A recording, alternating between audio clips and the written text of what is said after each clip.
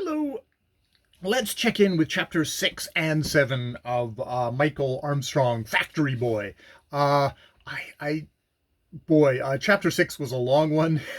This is the thing about reading stuff out loud. You really feel it. That was 40, 50 minutes long of solid reading, which I've definitely built up stamina, but yeah, I do feel that at times, but I'm trying to kind of hold to a thing of doing a chapter a day. So happy to have done that. And actually, chapter 6 wasn't actually a hard chapter to read, because I really felt like that Francis Trollope really kind of got into the groove there. It's it's them bringing Sir Matthew bringing Mchl and kind of presenting him to the whole crowd dressed up in his son's clothing, and kind of trumpeting himself as the benevolent, kind guy that he completely is not. He is using Mchl. He basically kind of sees him as just kind of an ungrateful wretch that he has to kind of chivvy around, and indeed he kind of threatens him as he takes him in. It's like, you look happy or else I'll fucking beat you to death. I'll kind of, I'll give you such a lashing that the stuff that they do at the factory is not even anything near it, which is just like, oh God. This is actually, he finally sits down to actually get something to eat, because nobody offers him anything to eat, even though he's this poor starving kid. But who does but Martha. Oh God, now I've got Martha Dowling, the one ugly and kind of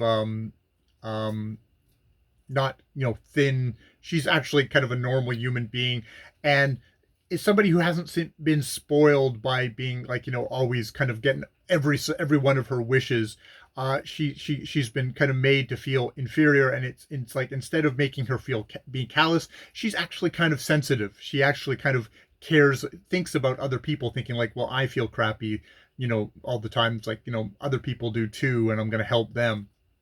So she's actually a good egg, and does actually get him to sit down and says, I will make sure that I'll tell you to send a basket to your parents so you don't get accused of thievery, because all the time when they look at him, it's like, well, why is he dressed up so well? Is he a thief?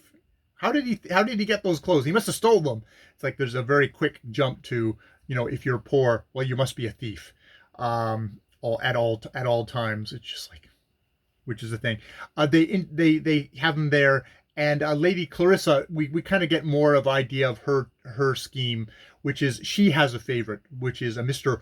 Osmond Norval, a young man who is a poet, a budding poet, that she is trying to get Sir Matthew to patronize, and with his money.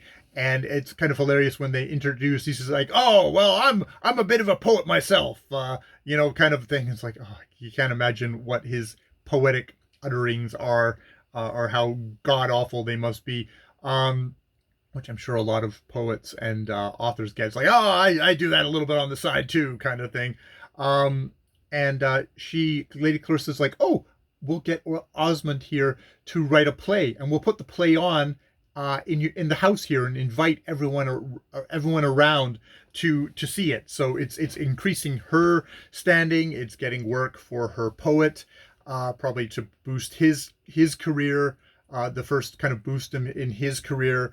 And oh yeah, there's little Mchl there on the side, and indeed he gets hauled up. And then chapter 7, we get Miss Greeley, Miss Gabberly, of course, Gab. She's got the gift of the gab. She is the widow of the curate, or the priest of the neighborhood, who has died, but that hasn't stopped her. She knows all these people. She's had all this entry into rich people's houses, even though her husband wasn't rich, and so she's continuing that, and she keeps intelligence on everything, like basically what people are eating, how many bonnets a lady would be using per annum. She knows all the things, and indeed, when she comes in, Sir Matthew is thrilled, because this is my publicist. This is the person who will spread the news of me taking care of this young boy throughout the neighborhood. So he's super thrilled to find her. And indeed, she hears the news. She gets to see Mchl. It's like, oh, good. He's nice and thin and good looking, versus gross and fat, which is, nutrition that would cause that. And so she's off like a shot again to immediately spread the news. She's like, oh, I heard something cool. Well, I can't stay here. I have to go tell people about it. Which is like, yeah, Sir Matthew is on the thing. Lady Dowling, through all of these things, has been like just fixedly kind of looking forward, not happy with her husband, who is obviously throwing himself at Lady Clarissa. And indeed, by the end, she just gets up and she walks off, and nobody cares, nobody notices, which is just like, poor Lady Dowling. Hopefully she will not take it out on poor Mchl Armstrong, who is an equal victim in this, but also is probably the most vulnerable to being used, to be had revenge upon, because he is such the weakest member, the guy he has no control over his destiny whatsoever at this point in the story. He is completely at a pawn of these horrible, terrible people. He does have his mother. He does have I think it is Martha Dowling, the daughter. I have to make sure I get the name right. It's funny how it just goes out of your head. But yeah, so yeah, that is chapters 6 and 7 of